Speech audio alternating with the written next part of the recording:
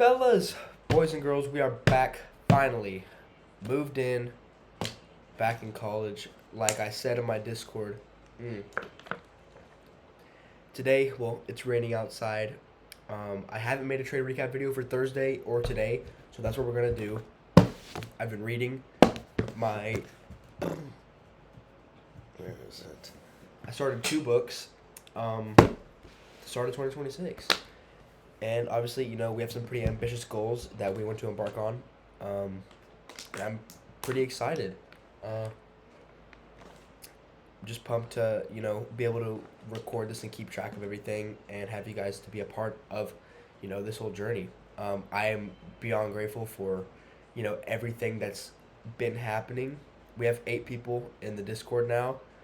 We have, 114 subscribers, 15, 16? Somewhere around there. Last time I checked, I think it was 115. 115 subscribers now. The start of 2026, and I'm just pumped up for the year. Obviously, new setup. My desk is over here now. It was over there before. But yeah, fellas, I'm just excited for the new year. Hopefully, you guys are too. And first video back, and what feels like forever. Every day I don't make a video, it feels like it's it's been forever, but it really hasn't been that long. With all that being said, though, let's get into the trade. I lost about $712 Thursday.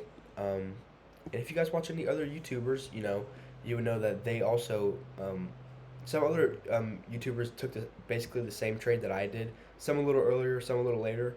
And yes, I do. Every time I trade, I do take note of, what trades other people are taking because, obviously, as traders, we're always trying to adapt and get better. But for Thursday's price action, I'm only going to stay on the 1 minute because, obviously, it is Friday afternoon, 3:22 p.m. So there's tons of price action ahead of us. And if I were to switch time frames and all that, it would just be a hassle. So I took my trade on ES. Let's see if I can remember this clearly. So NQ came down. We swept out, what's that? Asian session lows. We're on the 1 minute time frame. As you can see, ES did not come down and take that out. And I was wanting to take shorts at first, but, we did that earlier on NQ. NQ had already taken out London session lows, making an SMT there. ES had not at the moment. And then ES came down, and we took out London session lows and this 1 hour low. Or it might be a 15-minute low. But it's relatively equal. So we took out that with ES. And I would have never switched to a bullish bias unless ES took out some liquidity and made the SMT. So if ES came down and took out Asian session lows and there was no SMT, I would have never taken this trade. But, even then, my stop loss placement was poor. My execution was poor. This was just an overall poor trade, and it's okay to admit that.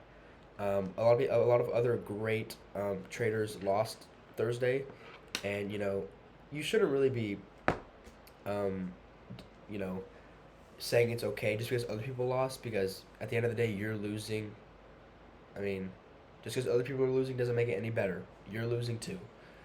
And, just be grateful that, starting out, you're not on a live account losing real money. You're on a funded. Sure, you blow a funded, lose, 50, 70, 80, whatever platform you're on, dollars. But, it could be a lot more. I could have lost $712 of my own money. So, grateful that it was not my money.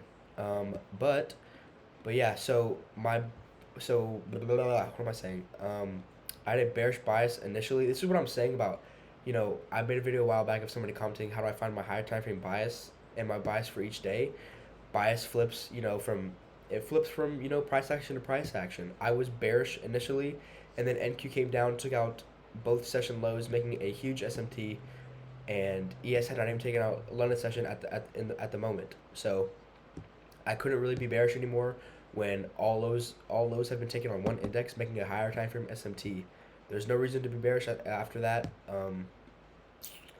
But with that being said, like I said earlier, ES did not take out Asian session. So when ES had not taken out anything, I waited until we took out London session lows, which is still an SMT. But at this point, we have a high time frame SMT on ES, and ES is the leading index, and we swept out London session lows. London session lows and a 15-minute or 1 hour low that was relatively equal to that. So now we have a high time from SMT liquidity sweep of relatively equal lows. So I was bullish after that, um, and obviously I waited, stayed patient. I don't believe there was any 5 minute confluences. Boom. But on the 1 minute, as you can see, boom, up, down. We broke structure right around here. Um, Inverses bearish fair value gap immediately. What do we do after that? We came down, retraced into not one but two bullish fair value gaps, and then I entered off just this bullish candle close above. I mean, wait, what was it? Um, no, I just entered off the bull. Okay, I entered off the bullish candle close. Now I remember. I entered off the bullish candle close coming out of the bearish fair value gap. Obviously, we didn't get a retrace down into this order block, but that's okay. We don't need every confluence known to man to be able to take a trade. Um, but my stop loss placement in the moment, I thought it was okay because technically this is a protected low being inside of a confluence that was reacted off of a higher time frame SMT. Um, so I mean, any other day, I mean, I don't have a problem with the stop loss. It is a little small, so um, you know, well, when trading on a funded, when you can only lose $2,000 and you blow the funded, I mean, this stop loss placement was $700. That's almost half of the funded, but it's just the eval phase, so I don't really want to spend too much time on the evaluation. I know I can trade. I know that I know what I'm doing. It's just a matter of time before, you know, we catch a series of trades on a good week and we pass the funded and we get our first payout. Um, as of right now, I've passed three fundeds and gone on to the funded trader phase, and then I blew all three after that. Um, that was a little while ago, and back when I had psychology issues, that's when I started picking up books, reading, all that. So that's why I really recommend you guys to, you know, pick up a book, because after I started reading and getting into psychology and all that, it really helped my trading. When I lose or win now, it doesn't like when I lose a trade, it doesn't make my day. It doesn't ruin my day. When I win, it doesn't make my day either. Sure, it's good to win, obviously, because you can have a better day after that. You're like, I won my trade. I'm gonna eat healthy today. I'm gonna go to the gym. You do all the good things that day. I do the same stuff if I lose a trade for a day. It's not gonna change my mood, my day, and that's how it's supposed to be. Once you master your mind and not let these markets rage bait you, that's when you have fully won. It's just a matter of time. The problem with fundeds is, if I was to be trading not mini contracts, if I was trading micros, you know, it's just too long of a time to stay on an eval phase when I've been trading for a year and a half. I know I can trade. If you go on a small losing streak, like for example, you trade on a bad week. For example, Monday was a bad day. I don't know anyone who didn't go long or short. It was shorts. I don't know anyone who wasn't bearish that day. And then Thursday, a lot of people took the same trade that I did.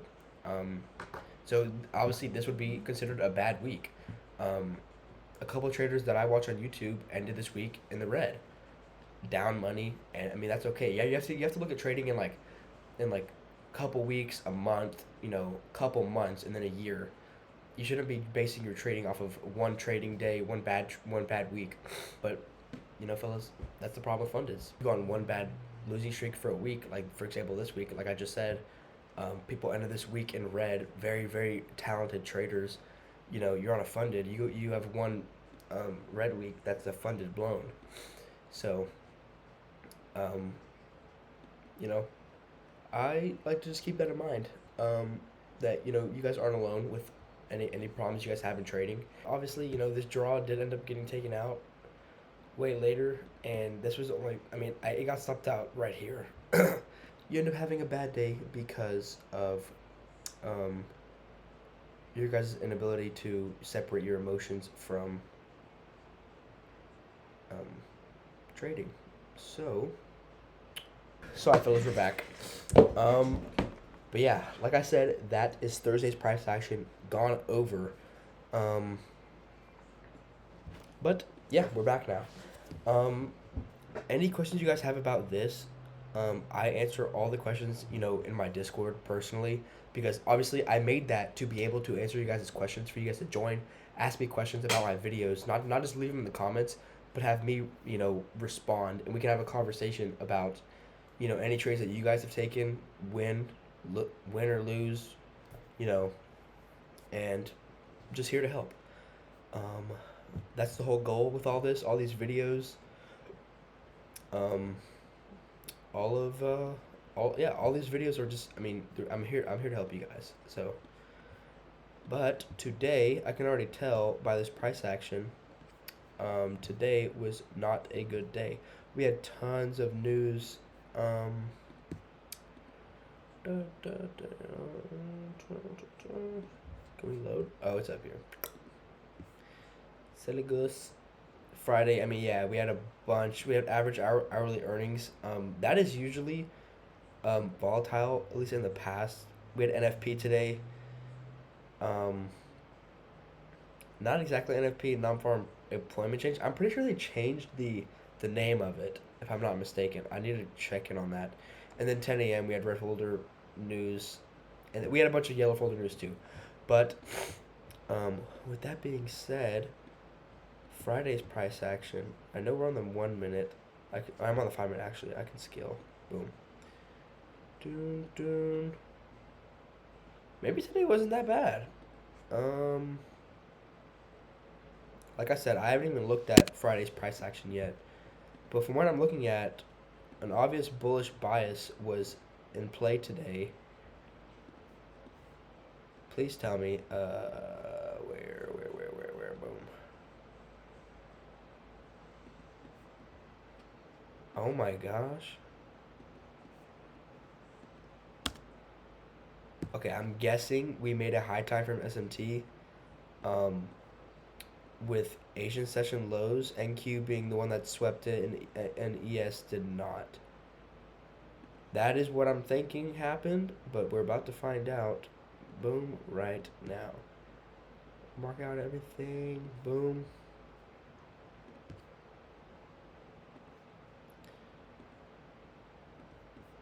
Yeah, I mean, that's a snipe right there, fellas, if I've ever seen one.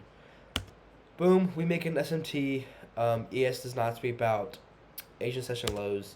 NQ does. It seems like we made an SMT. Yeah, double SMT. So we made an SMT first, when NQ swept out London session lows. ES had not at the moment. Boom.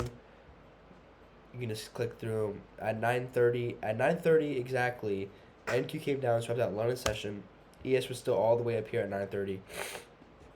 So that's already an SMT in itself. Then we came down, swept out London session lows on ES. NQ swept out Asian session because it already swept out London session lows. And then what do? We come back up here. Were there any highs to even trade to? This is where, no, there were not. Damn. So this was an obvious bullish bias today, but there just wasn't any highs to trade towards. That sucks. This is actually a perfect setup. There's no highs to be like all these hourly highs. Boom. There's absolutely none to be traded towards. No session draws. None of that either. So, I mean, today was a perfect setup. Obviously, there's nothing to execute. I mean, we had high from SMT. We sweep of liquidity. This is the same thing that happened on Friday. This is literally the exact same setup, I'm pretty sure. ES was the leading index. ES is the leading index on Friday. NQ was lagging behind ES because it swept out London session. ES did not sweep out. I mean, because it swept out Asian session. ES did not sweep out Asian session lows, making a high time from SMT. And then, bull run after that. So, sweep of liquidity plus high time from SMT. Bullish bias, automatically bullish bias. There's just no highs to be traded up towards. That sucks. If there was London session highs and Asian session highs, fuck. Oh, not fuck. I don't mean to cuss. Um, today would have been a pretty good day, but as you can see, there's not. So hopefully you guys didn't trade today or lose any money. But the weekend has started, fellas. It's up to you guys what you guys want to do. Whether that's. Oh, let me get the screen. Boom. Boom. It's up to you guys what you guys want to do this weekend. I suggest you guys get some back testing in and pick up a book. I'm gonna keep saying that, regardless. But you know, that's that, fellas. Love y'all. Like, subscribe. Keep, showing the love, the support you guys have been showing for, these couple months that I've been doing this. I've gone a lot further in these couple months than I ever thought I would. So, thanks to you guys, I can sit here and, keep building upon all these ideas and, all the stuff that we were embarking on in 2026. So, for that, I love y'all. Like, subscribe, comment. Peace out, fellas.